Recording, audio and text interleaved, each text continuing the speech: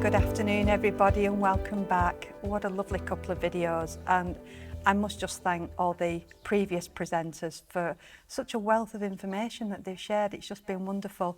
Thank you so much. So we're moving on to our keynote speaker for the day, Richard. He is going to tell us all about the work that he's been doing at the Clitheroe Nature Reserve, such a massive project to form a green space within Clitheroe where people can come and meet and walk, and it's been in partnership with the Ribble Valley Trust as well. So Richard, I can see that you're online. Are you ready to share screen? It's lovely to see you.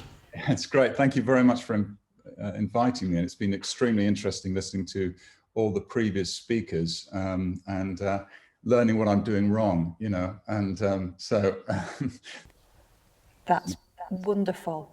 Okay. Thank you. Let me just get up to the top of my presentation. So you should be able to see it now.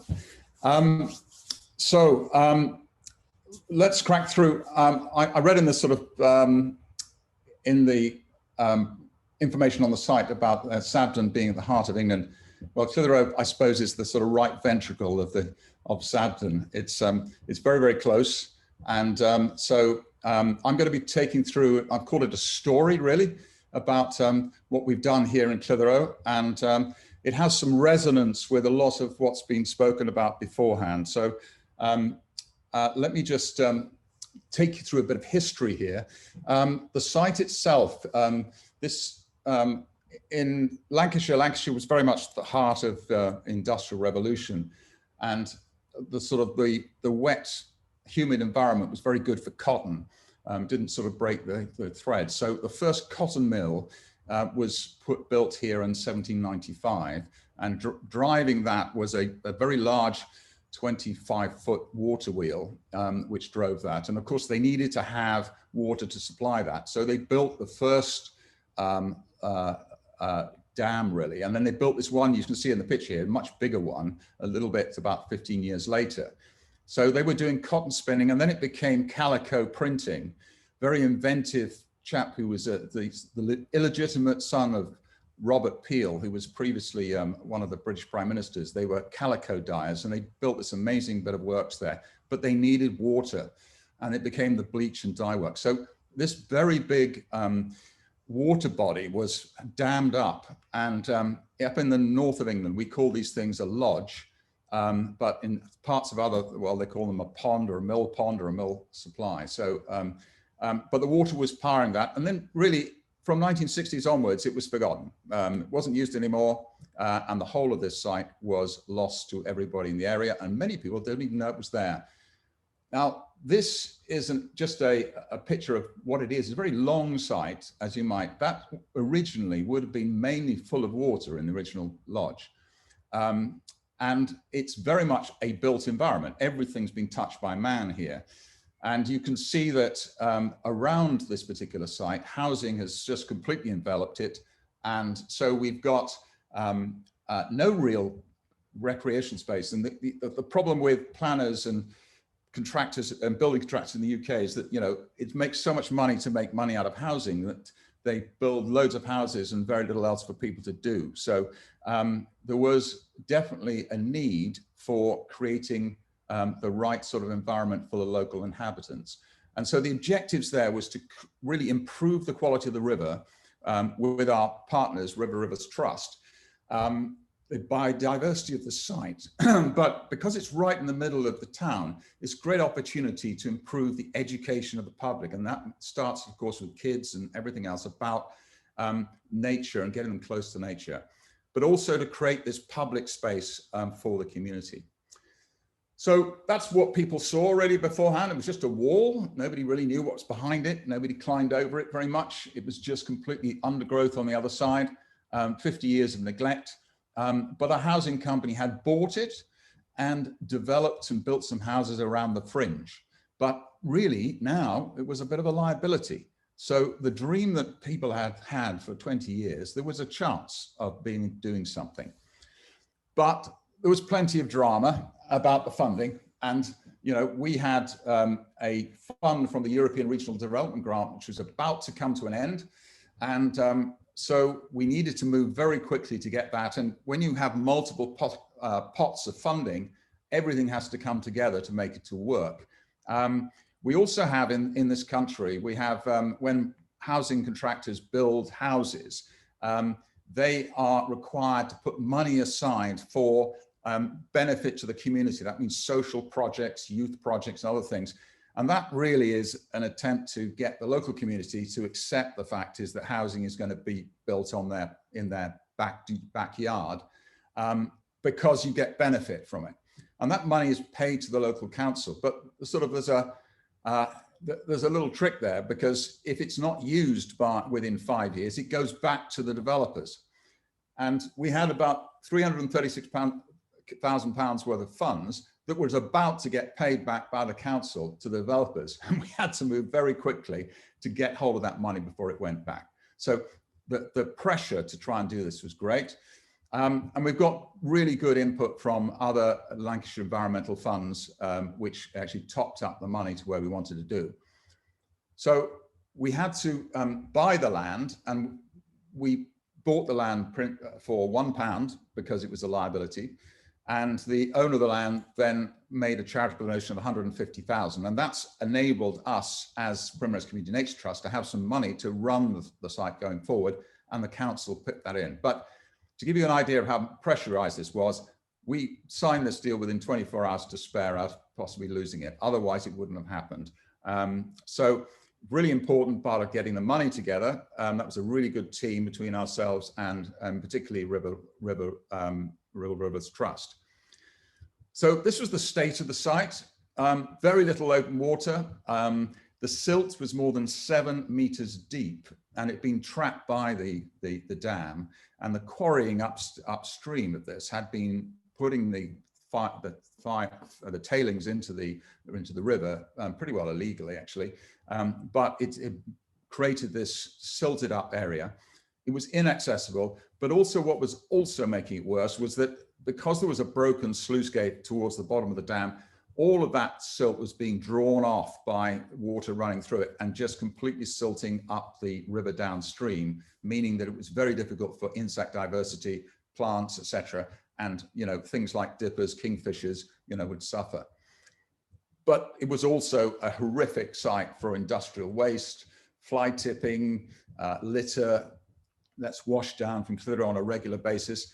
And I think we had enough shopping trolleys to open a small store that was pulled out of the site, and not to mention traffic cones, etc. I think we could have put a diversion on the main road with a number of those. So big challenges to clean up this site. But that's what it looks like, after a very short period of time. And Jack Spees, I have to give him a shout out for him because he's the CEO of the River Rivers Trust. And as a local resident, he knew about this, and he had the vision and passion and persistence to drive this forward. And it was Jack came to me when we were looking at how do we put this thing together, and we needed this trust set up because the council didn't want to buy this land, didn't want to have the responsibility. So and River Rivers Trust looks after rivers, it doesn't own land. So we had to come up with a solution to make this project happen for the community, and that's how we formed the trust. So they did the design work, they raised the funding, and they managed the project. As far as Primrose Community Nature Trust, which is a new trust, we were buying the site, and we were charged with operating it because the funders were saying, that's fine, I can give you the money to do this work, but we want to make sure that this is going to be sustained and looked after, which is absolutely right. And so that's our job, is to make sure that it's going to not only just be maintain what's been done, but also grow and develop and actually meet the needs of the community and maintain the biodiversity of the site. So we needed to appoint trustees, we needed to actually become a registered charity, and that during COVID was always a little difficult. And we had to get, from a standing start, really get the community volunteers involved. And that was massively encouraging that so many people want to see this happening. They were signing up at a tremendous rate of knots to say, how can we help? And we just really tried to encourage that, and with a lot of obviously work on social media. And we now manage the reserve. So what was involved, an awful lot of desilting. I talked about the 7-meter deep silt, but we couldn't take any of the silt away. So it wasn't like one of those things where you see these barges and they take away silt off the site. We weren't allowed to, under our environmental permit, remove anything from the site. So we created these brash bundles, banking, and those curves you saw in the picture beforehand, and then excavated. We're using these floating excavators, put the silt on the other side, and they drain through, and these trap the silt behind, and then we stabilize the silt with core matting, and then planted through those with all of the the waterside planting that you needed to do. And that sort of created the open water that we needed. One of the most impressive things is that I've said this is the longest Alaskan pass in England. I'm doing it a disservice. I was told that almost in the world, and of this particular style of fish pass. But this is to make sure that brown trout, salmon are all able to make the passageway up the stream. And as you can see probably from the photograph, that you get this engineered turbulence in there, and then there's resting pools. There's 3 separate resting pools. So the turbulence attracts the fish, up they go, they rest, they get their energy back, and then make the next run to the next one. And I'm very pleased that after only about a week and a half of it being installed, we found trout in the second one, which means that they are quite adventurous and are having a crack at it. So that's a really important part. And it's sobering to think that that's the first time that that fish have been able to move up the river beyond this point for 200 odd years. Next to the fish pass is an eel pass, and it's a series of brushes, just like you get on a broom, that run all the way up to the top. And eels are really important. And those of you who don't understand about eels, they breed in the Sargasso Sea, somewhere between Africa and South America, in the very sort of the doldrums area of the Atlantic Ocean. And then they travel all the way up, and they come up rivers like this one, and then they spend time here and then go back to the Sargasso Sea. Really important part of the ecosystem, and we're very pleased to see that actually working. So this is an important part of it. Of course, we've got all this diversity, and we've got some very interesting plant species there, as well as fish and bird life, which we're creating. But also now this is in the middle of town. So we're not in a wildlife reserve in the middle of nowhere. We are quite engaged with the community, and therefore we have to have all of the accessibility for wheelchairs, mobility scooters, and we are connecting with this particular pathway 2 parts of the town that were completely divided by this particular lodge, this development. And so now the school kids can walk safely to school in a much more beautiful environment, and it's wonderful to see that since the short time we've been open, this is being used all the time. And we're restricting people from going to the main. This is not a park, this is a reserve. So, and people get that. And I'm pleased to say is that the respect for litter has been fantastic, with very little litter dropping. There's enough notices about it, and we've got our volunteers as well. But in the built environment, I did get massively distressed by the fact is that we keep building houses without these places where people can relax and spend time and connect and make that connection with nature that's so important. And so we've created this space, and it's about families. You're seeing people that live in houses next door, I haven't met before, who are now talking and things as they are onto the reserve. That's really, really important. So it's a congregating space. And fortunately, the opening of the reserve pretty well coincided with the end of the sort of the severe lockdown periods in the UK. And that meant that we were open when people needed to go for those walks. So it's a place to escape, to wildlife, place for children to learn about the natural world, and a place to exercise.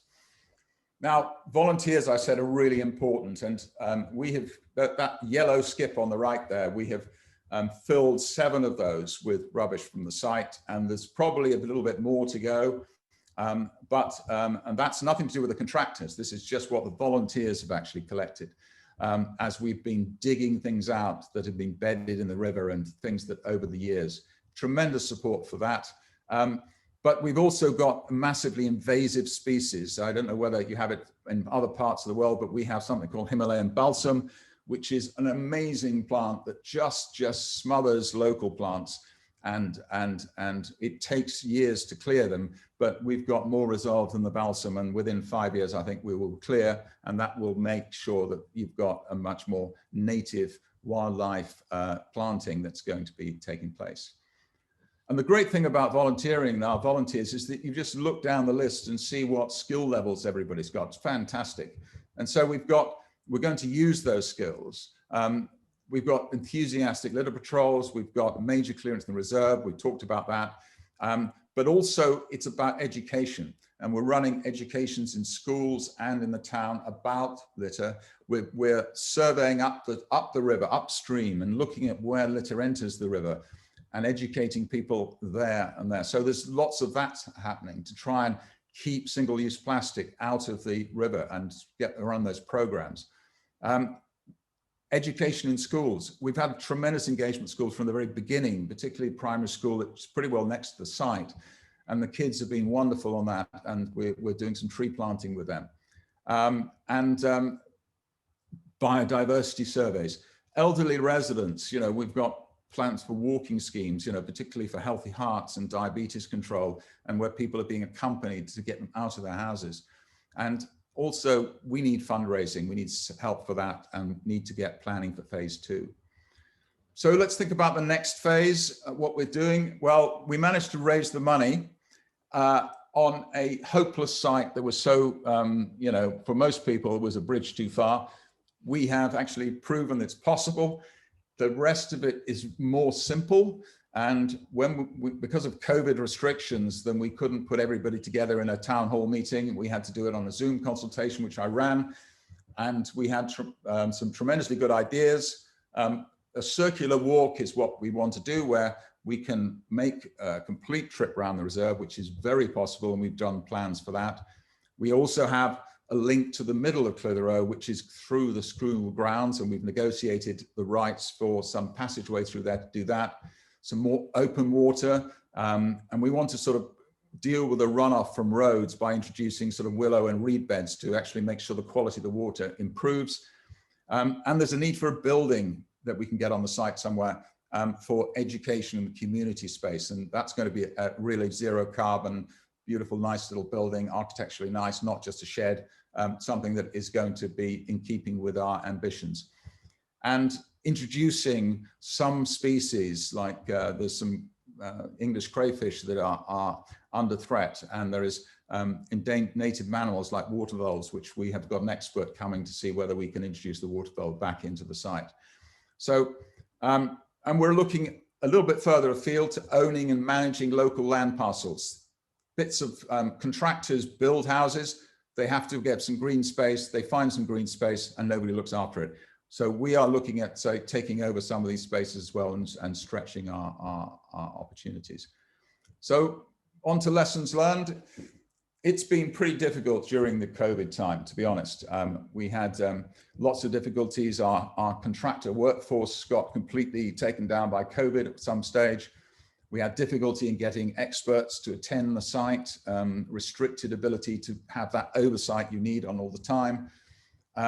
As I said, we could only engage the community on Zoom, and trying to build a fish pass in the middle of winter, which was never the plan, is never a good idea. The water levels are going up, suddenly there's massive storms, everybody's leaving the site. I think we had to leave the site 8 times. In order to come back to site in order to try and do it in time to get the thing open. And of course, everything we do right in the middle of a town, it's not like you're up in the middle of the mountains somewhere. We have 1,000 eyes observing everything. Therefore, it's very important engaging the community, explaining everything, what we're doing, how we're doing. And therefore, that required really a lot of overdrive in terms of community communications, which went actually very well. And although we have Primrose Community Nature Trust and Ribble Rivers Trust, both have different requirements, but both different sort of charter and objectives, and making sure that we understood, because as far as PCNT is concerned, we're running this with the community needs to be longevity. We need to make sure that the running costs are low, and we need to make sure that the public community are going to be heavily involved, and it's not purely the ecosystem. So getting that balance right was really important. So that's my story, really. And I've got some links here, which you can have a look at. There's a huge bunch of videos, lots of ones filmed. We did a lot of filming with the community. I'm not going to play a video here because sometimes it is dodgy doing it on a Zoom connection. But they are, you know, if you have a chance to watch them, it just illustrates how joyous the community is to this creation. And we've had the most fantastic support. And so I really appreciate being invited to tell this little story. And I hope that you found that interesting. Supremely interesting and so informative. Thank you so much for sharing those insights. I mean, I've just written down so many things. At first, I wanted to ask you about the silting up and desilting, and then it was the fish pass and the eel pass. But really, how you've just integrated with the community. I mean, how, given COVID and everything else, how has that partnership worked for the benefit, do you think? Can you just give us a few words about that? The important thing is that it's, you know, it's very easy if you're trustees to think it's our site. It isn't, it's the community site. And that message has got to be absolutely clear, because we're not a council and we are a private landowner, if you like, as a trust.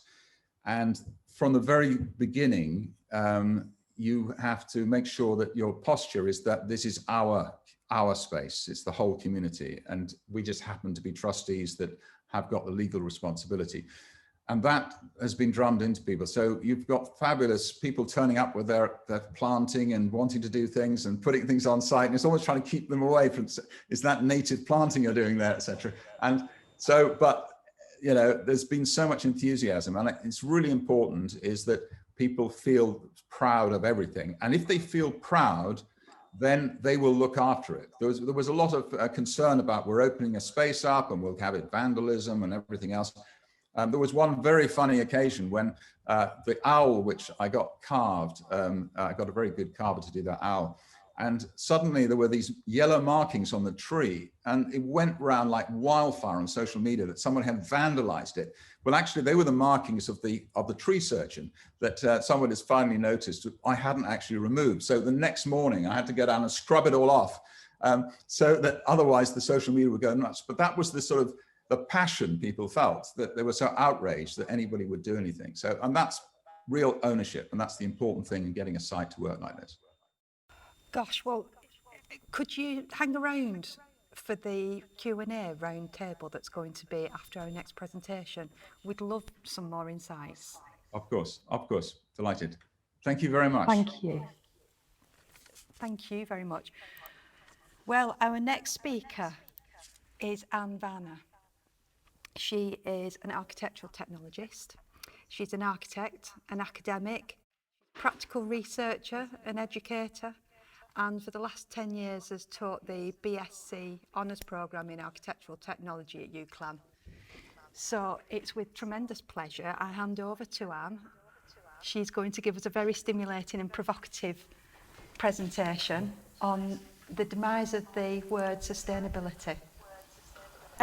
Yes, good afternoon. As Anna said, my name's Anne Vanner, and I teach at the University of Central Lancashire, and we banned the word sustainability or sustainable in studio a few years ago, and I'm just going to tell you a little bit about the impact that had and why we did it in the first place.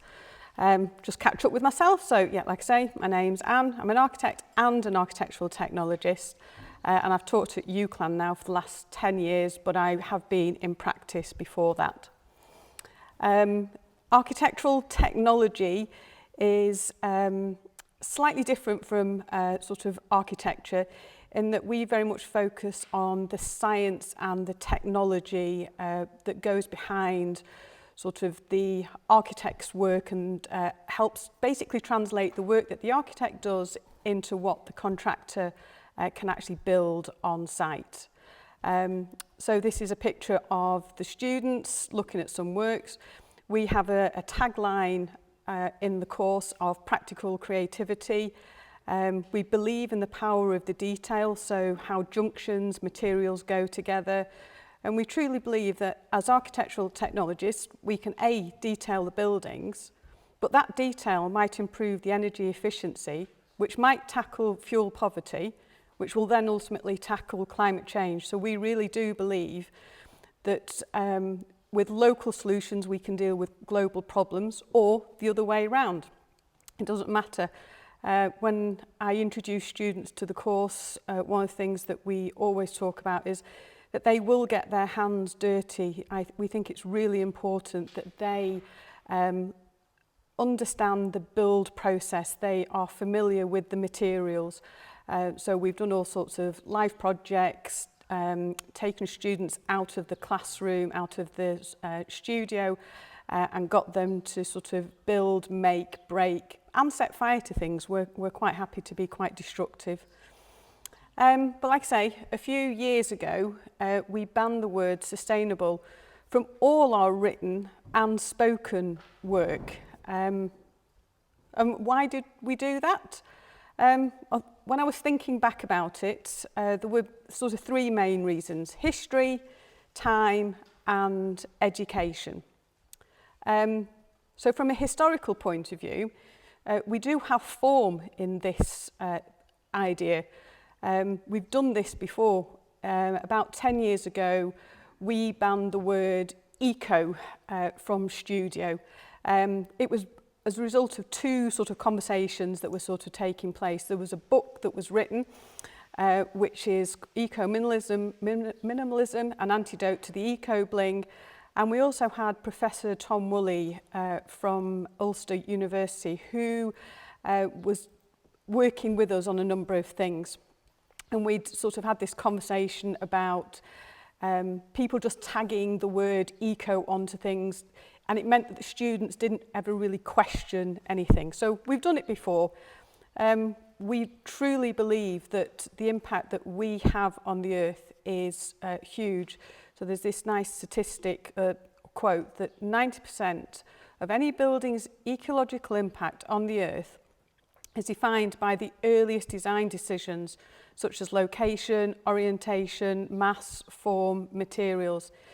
So if we as the designers don't get it right at the beginning, when we start thinking about where we're placing buildings, where the sun rises and sun sets, thinking about the form and the mass, the materials that we're going to use, how the end user is going to use the building, then we will get things wrong. There is always the conversation about sort of 40% of the carbon emissions a result of construction. That's a problem, but we can also be part of the solution. So this should be stressed from the very beginning of projects to encourage the approach to an ecological design as a driver, instead of retrospectively applying sustainable measures almost as a sticking plaster to an unsustainable design towards the end of the project. So we need to think about that right at the beginning. The second reason was we weren't the first to think about the word sustainable and the issues that it has with it. There are two links there that please follow and have a look and read of the articles. There was one from 2013 where it talks about it's time to ban the empty word of sustainability. But the more recent one was written in 2019 against sustainability and other plastic words. And they start talking about sustainability being a plastic word, a word that is distributed throughout sort of reports and education and things like that. And it doesn't mean anything, and we've actually almost forgotten to go back to what the original sort of saying or what it actually originally meant in the first place. It questions things like sustainability for what? Over a year, 10 years, over the millennium. It talks about things like an endless charade of stop using words sustainable to defend, as George Orwell put it, the indefensible. They talk about it being a poisonous word. They also then talk about the history of sustainability, that it often came from, or these words come from very scientific sort of spaces, but once we take them into everyday use, we forget about sort of where they've really come from. Someone talks about the vocabulary and warned that they are undermining real language as fast as plastic was filling the ocean. So we weren't sort of unique in this. We just decided to sort of take it and do it sort of within our studio setting. We're also running out of time. We have a real issue with everything that's within the built environment at the moment. The little graph that I've sort of drawn there on the side is it's a very simplistic view of carbon emissions, where we are now, how we got there sort of as a result of the Industrial Revolution, the need to get down to sort of almost net zero by 2050. And it means that the upslope, the slope or the journey that we've been on has to be completely different to the downslope. It's completely the exact opposite of what we have been doing. So we need a huge change. We actually need a revolution. We're not just tweaking or evolving. This has to be a revolution. So we need to also start thinking about the language that we're using as well. So banning things and stopping things. So yes, running out of time. We've got a huge issue with education. So the education that we are giving or being given is wholly inadequate. Originally, when I started thinking about this presentation, one of the questions that I was having was about, is the climate right for a change in architectural education? Clearly, the answer is yes. Well, that made me then even think that this shouldn't even be a question. But maybe it's not just architectural technology or architecture education that needs to change. The whole learning journey actually needs to change. There was a quote from a student from a few years ago who was talking about sort of sustainability in architecture schools, where sustainability is still treated as an optional extra. And I haven't quite worked it out in my head, but I think the little drawing that I've got on the left and the graph I've drew before and everything, we need to sort of superimpose those together to show this idea that the way that we educate has to start almost at primary school. We have to deal with how we teach them for their GCSEs. I know I'm talking about a very UK context here, that there are graduates who are graduating now who, by the time we get to 2030, might be teachers themselves, and we've missed already that whole sort of generation. Never mind the educators who are doing the educating at the moment, for example myself, who's trying to inspire the next generation. We also need to educate the educators. You know, where am I going to get the CPD training that I need, the upskilling that I need, so that I can be part of this conversation? There are, though, plenty of, or a lot of people who are beginning to sort of have these conversations. So there's a group in the UK now called Teach the Future, who are doing some wonderful things. And they've come from a student body questioning where climate literacy actually appears within their curriculum. Got a classroom of your own. I'll let Alison talk about what she's doing sort of later on.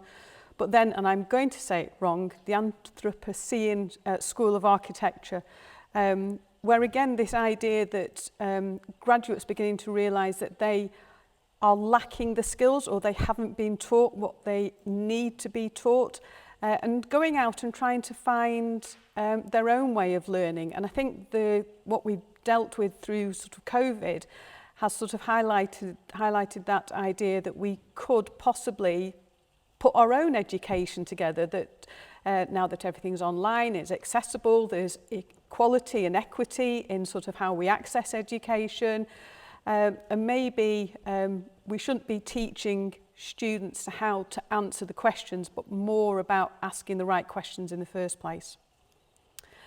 And finally, I do a lot of outreach activities, and it was at a primary school a few years ago where a primary school child asked me, where I'd spent sort of a whole morning talking about the importance of sustainability. She'd asked me, she went, "So what is a sustainable building?" And I stood there slightly blank and thought, well, clearly you haven't been paying attention. But that wasn't what she was asking. And she went on to sort of say, if it's that important, shouldn't it just be like breathing? You just don't need to be told to breathe. And at that point, I was like, what have we been doing and things like that? That an 8-year-old can ask me a question that I can't answer and sort of then put it down into such a way that you just think, we've completely missed the boat on this one.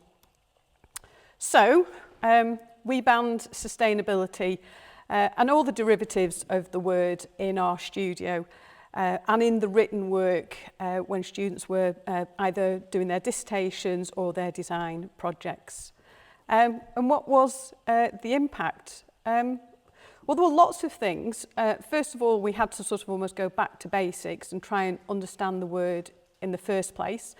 So where the word had come from, what had happened with the Brundtland definition, really questioning sort of what sustainability meant, looking at sort of, were there other similar sort of words in other languages? We have quite a diverse sort of student population, so what is it in French, what was it in German, what was it in Punjabi, things like that. Did it have that same sort of meaning? Was it as evident and what have you? We also then had to look for other words to try and describe what we were doing, but we weren't stopping trying to be sustainable. We were trying to just define a little bit more what we were actually doing. But that then actually led to a greater use of explanation of what students were trying to do. So instead of just saying it's going to be a sustainable building, they had to define that. So as much as we stopped the word sustainable, my word of that year was why.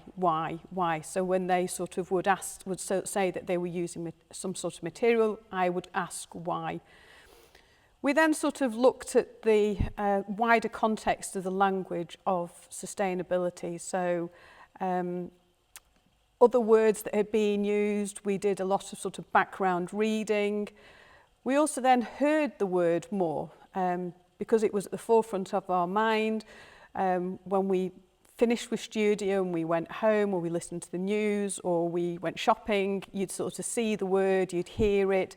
And we'd come back into studio the following week and sort of, talk about where we'd seen the word sustainable and why was it being used in those sort of contexts.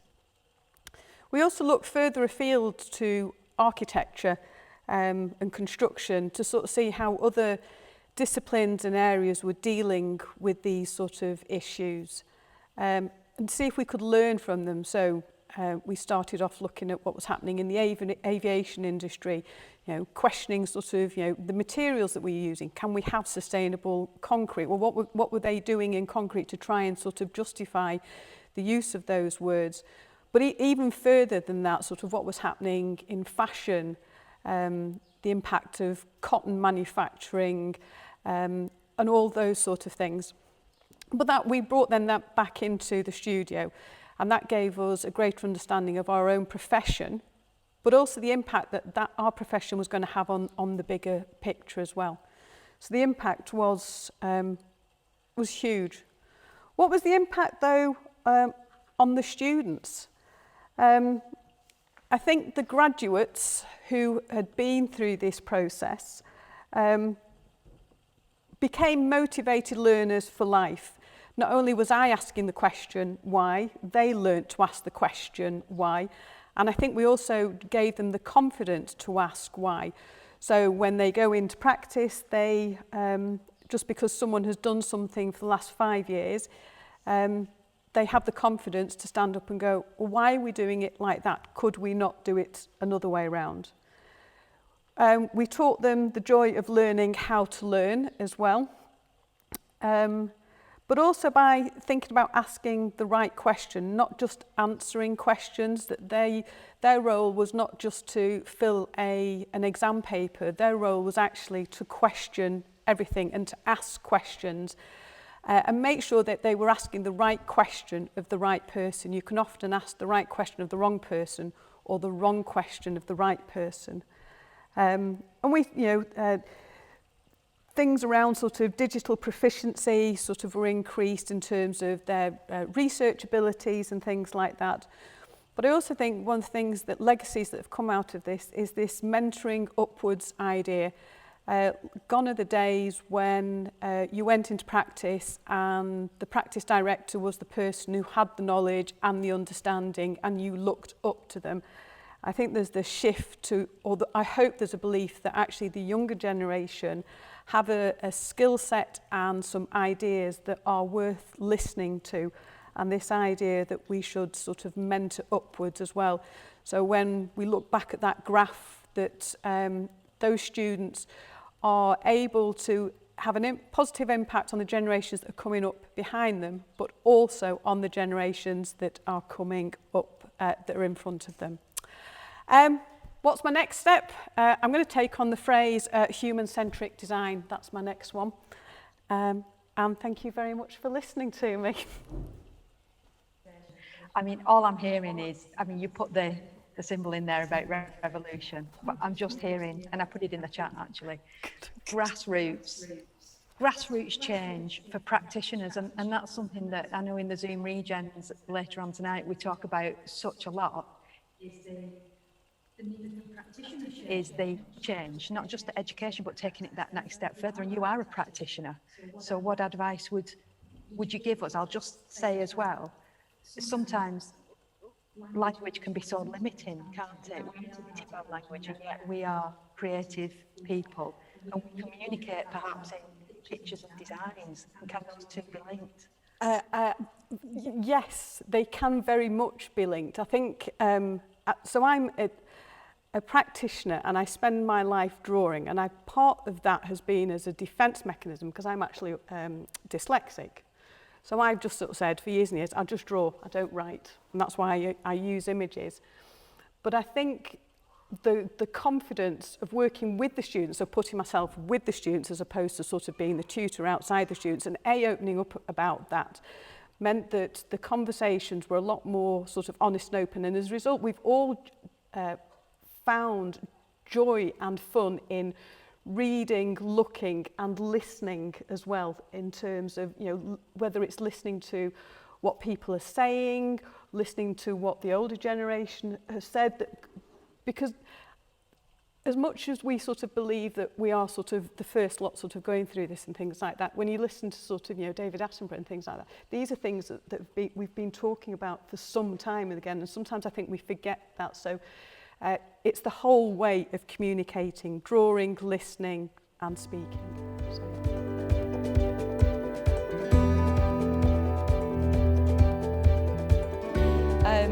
So shall I start? Okay, well, thank you. I will be sharing my screen, I certainly will. While I'm doing that, and again, hello everyone, it's nice to be back. It feels like a long time ago since we were first introduced this morning. I'm going to share my screen and just reflecting on some of the things that Anne was saying. It took me back to a little bit of nugget of history when Martin and I kind of first met in the early days. It was really quite interesting. We were working in a school in Manchester, and we'd been working with some of the children, and we were talking about, well, what does eco-sustainability mean to you, and so on. I completely get why it riles Anne now. But the bottom line, this young man, he was in a meeting with all these other construction people, and the architect was talking about this amazing school, and the construction manager was talking about this amazing school they've just designed, and so on. And the young man said, so why are you only achieving BREEAM very good? And the architect and engineer and construction manager all looked at each other, and they all got really, really upset and said, well, it would be too expensive to be outstanding. And that, again, you have your 8-year-old, I have my 13-year-old, really, really interesting as to what children come out with. And similarly, you know, the whole thing around what does eco mean. I'm just thinking about the times when we were first starting out with the eco classroom. It was really, really interesting because, again, children were talking about eco all the time as part of their lessons. And for us, it was just a case of, yes, but what does that really, really mean to your community? And how can we empower you as children to actually talk about that and influence societal change and so on, your mums and dads and grandparents and so on. So again, you know, we actually created the eco classroom to be a beacon of change, I suppose, if you will. And similarly with sustainability, we removed the sustainability references out of our qualifications probably about the same time as you did, Anne, some years ago, because we were sick and tired of you know, it should just be a given. And unfortunately, it wasn't. So I completely agree with Anne, and in my struggle to also share my screen, I'm going to talk to you just a little bit about Class of Your Own and why we exist and why we do what we do. So Class of Your Own was set up approximately, just over a decade ago in 2009, and we were actually set up to on the back of what I was doing in the construction industry, set up to try and write a different curriculum and almost make education more democratic, allow children to have a choice of what they wanted to actually learn. And it was really, really interesting times because I'd been working myself as a surveyor for some years. I had been in the building schools for the future programs, and basically worked my way up, meeting lots and lots of children on those programs, and just decided that if I don't do it myself, nobody's going to do it. And so I started to write. I started to think about digital technologies. I started to think about modern methods of construction. So we, even back in the day, my dad, you know, he was doing prefab building in the 1970s. So modern methods of construction wasn't actually so modern. So why are we talking about it as a new advanced mechanism? Digital technologies as a surveyor, I was using 3D modelling techniques. We had to enable architects and so on to visualise what they were actually going to do. And we work in a 3D world as surveyors anyway. The whole thing around net zero and sustainability, you know, children were doing geography at school, they were doing maths, all these STEM subjects, with the opportunity to maybe align with a more sustainable approach to education. And yet they weren't really doing anything at all that was remotely applied. And I got very, very frustrated with this. The whole thing around community engagement at the time, you know, a lot of construction firms were making a lot of money around stakeholder engagement and doing great things with kids, except those great things were basically, you know, taking them around on a tour of a site on a rainy day in hard hats and taking photographs in little yellow jackets and don't they look cute for the front of the evening rag, and aren't we wonderful? But again, there was no opportunity to do anything really, really tangible after that. If young Johnny wanted to go back and say, well, I actually want to be an architectural technologist like Anne, there was no opportunity to do that in school, and they'd have to wait a long, long time until they got to university to even try and discover a little bit more. Similarly, you know, the whole social value act now, this is a global social value, social impact is a global affair now. Everybody is trying to give back, hopefully most of the time for good reasons, for good societal change, and for good impact on, you know, the social, the environment, and the whole local economic impact that a construction project can bring. But again, it was more sort of, you know, build a park, paint a fence, do things that were more community oriented instead of real deep learning. Similarly, the long-term legacy of a construction project, you might be building a school, for example, for, you know, 2 or 3 years. The legacy of that school should be at least 25 years. And wouldn't it be nice if the children could come through and say, well, actually, I had a part to play in that. So to me, the only way forward was to write a curriculum. But even before the curriculum actually started, we thought, well, what can we do just in a small way? Because you're not going to launch straight into a full-on exam, a full-on qualification. You know, unfortunately, the British system of education is very, very narrow. The curriculum is very, very narrow. And so we wrote little projects. We wrote them around yes, an eco classroom, and that became a whole level 1 program. We wrote about designing sustainable homes. And again, the sustainability came out and we said, well, let's design inclusive homes, because actually if we're designing a home, it should surely be a home that's for everyone and not something that we maybe modify later on in life because we need to put a ramp in there, or we need to, you know, maybe that door isn't wide enough, so we have to almost retrofit a home. Let's start with everyone in mind from day one. And again, teaching children like this, we wanted it to just become a normal for children. We wanted children to think, not have to think, oh, am I being eco-friendly? Am I being sustainable? Am I being inclusive? We just wanted them to grow up with this very, very normal approach to life. So from designing homes and designing eco-classrooms to teach the local communities around things like how they can overcome fuel poverty, how they can overcome, you know, just things around, you know, it's not good enough to just recycle your Coke can. We started embedding everything from, you know, designing stadiums, designing schools in Africa, designing recording studios. We've just done some great work with the BBC. And it was wonderful because the BBC had never maybe thought to embed the fact that having a brand new recording studios made of Ellie's moving, they'd never actually thought to embed an education project around the building. We've designed student accommodation for universities, off-site and indeed traditional on-site. So one of the things that universities picked up on recently is when students come through the normal process of their secondary curriculum, they get to 18 years old having maybe studied 3 A-levels, but they still don't know anything about the built environment. So even using these nice projects as just kind of entry points to university were really, really nice tools to have. And similarly, we've even taken bizarre projects from, you know, underground stations. We worked with Transport for London some years ago. We took an underground tube station and we handed it over to the children and said, convert it into a James Bond themed hotel. We worked on this with Radisson. And again, the children came up with some amazing ideas on the building services side of working underground.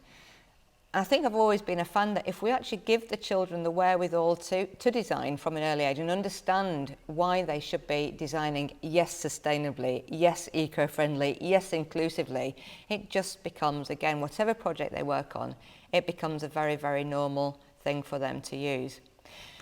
So even within these little projects, there had to be progression. I want our children from primary school, yes, but certainly from 11 years old to end up at Anne's University across in Preston with a real good grounding on, you know, starting that degree, whether it's in architectural technology, building services engineering, land surveying, with my background. We want them to have grassroots education in this particular field and also understand, where does that mathematics fit in? All that stuff that I learn about soil erosion, and I never think there's a point in it in geography. Well, actually, there's a massive point in it for what we do.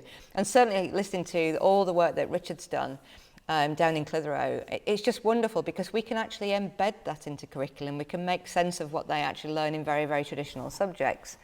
So I actually wrote a foundation level, at level 1 for 11 to 14-year-olds, where typically they're using BIM tools, they're using processes that we use, they're actually designing with, you know, the whole world, the whole ecosystem in mind. They then move on to 14 years old, and by this time they are looking at life cycle analysis, they are looking at energy efficiency and so on, doing the calculations. By level 3, they're looking at clash detection. They're looking at, you know, real advanced design and maybe taking a project that a construction company is building in the centre of Manchester, they'll do their own design and do their own digital model of that and well, this is how we would approach it. And I always remember even one scenario not so long ago when we were working in Manchester, when we actually presented 3 of our A-level students, our level 3 advanced design engineer construct students, presented them to Manchester City Council, and they'd just been doing a big project in St Peter's Square.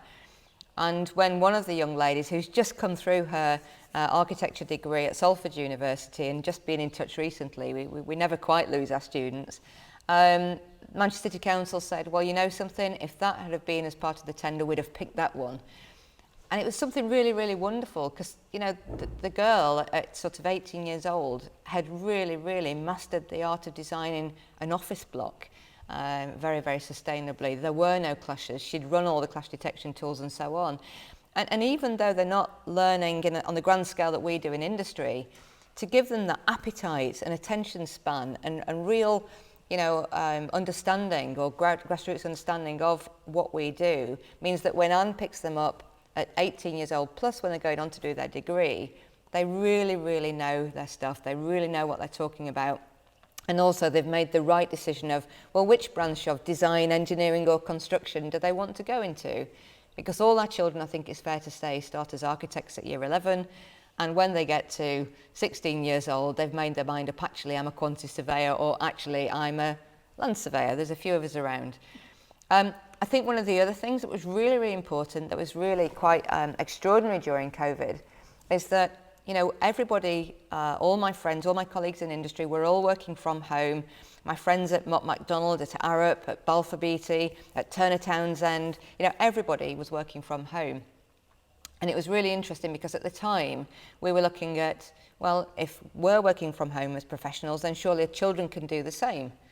And home working is going to be in the future. So we actually created a virtual work experience where it wasn't just around, listening to people like me chatter all day. It was where we gave the children an actual project to undertake. And they had to spend 30 hours as architects, as architectural technologists, as building services engineers, building surveyors, construction managers, civil engineers. I'm trying to go through the alphabet here. But they actually came out with a body of work that actually gave every child a portfolio to take to their employer. And the feedback, we did in 1 week, we managed to offer a virtual work experience to 2,000 children with the help of Scape Procurement and Balfours and Waits and Heriot-Watt University students. And we're actually having children design a learning centre for home buyers in Dubai. So they had a desert environment, very, very, very different climate to what we have here in Sabden, that's for sure.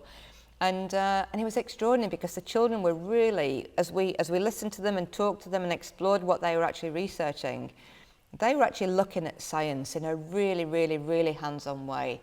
And when you're in a climate where you're dealing with all that heat, you're dealing with all that sunshine, but a very, very, very difficult climate. That's 1 minute it's humid, and the next minute it's really cold at night, and so on. It got them to really, really understand science, and suddenly go, okay, all that stuff we learn in the classroom that we never think we're going to use, here we are in Dubai, being able to do that. And certainly I think in using the power of VR, for example, it actually meant that we could, through surveying techniques and reality capture that we would use in the industry, we could actually bring the site to the classroom.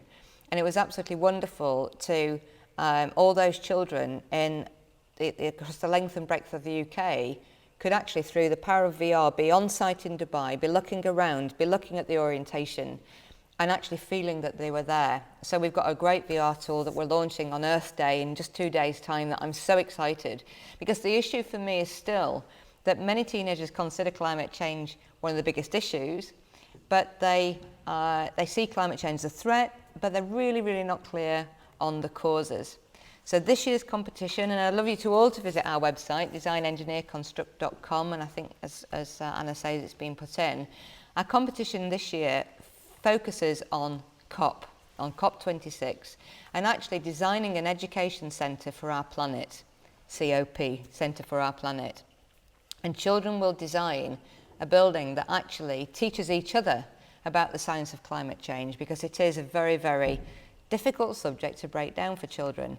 So I'm going to share some films with Martin in a couple of days' time when we actually launch all this stuff for Earth Day.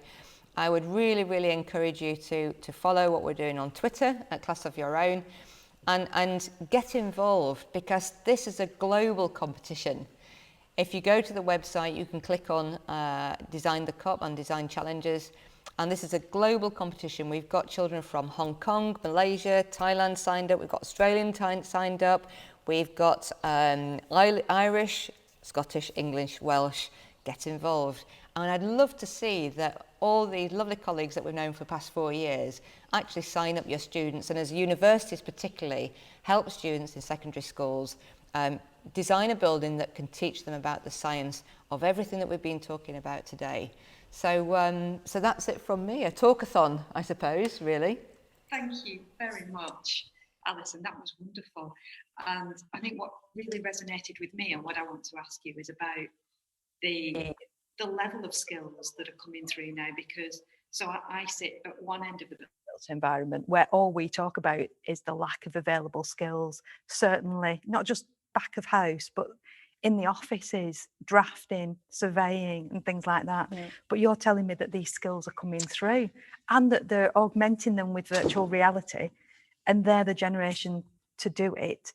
So what is your, how do you see, very quickly, big subject, but very quickly, how do you see them impacting in a creative way in changing how we procure, design and build? Well, I think the good thing I found with working with children is that they're not afraid to ask, well, why are you doing this way? I mean, it was wonderful. When Anne said about that 8-year-old, that's exactly what we get all the time. Children are saying, but why do you do this? I mean, I used to have, why on earth do you draw in 2D?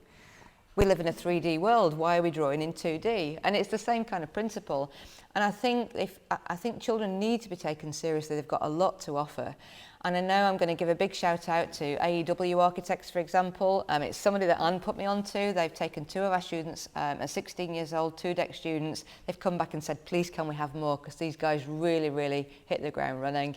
We had students working for Langer Rourke back in the day. They were teaching the older guys how to use all the modelling techniques that we use.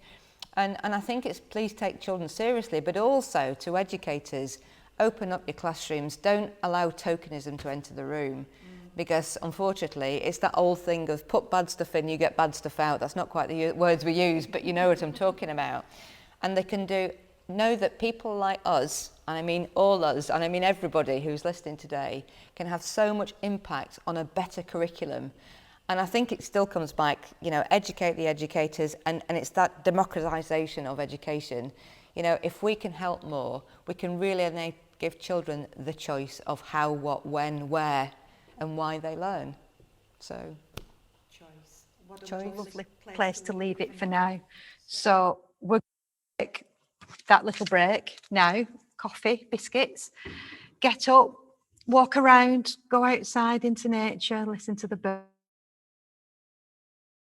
And when we come back, we've got another stimulating session. We've got a roundtable session where Richard's going to come back in and join us. Martin's going to come back in, and we're going to have a bit of a chat about all the big issues that we've spoken about this afternoon. Thank you very much. Stay online, and we're going to have a short but important video, and we'll see you then. Thank you.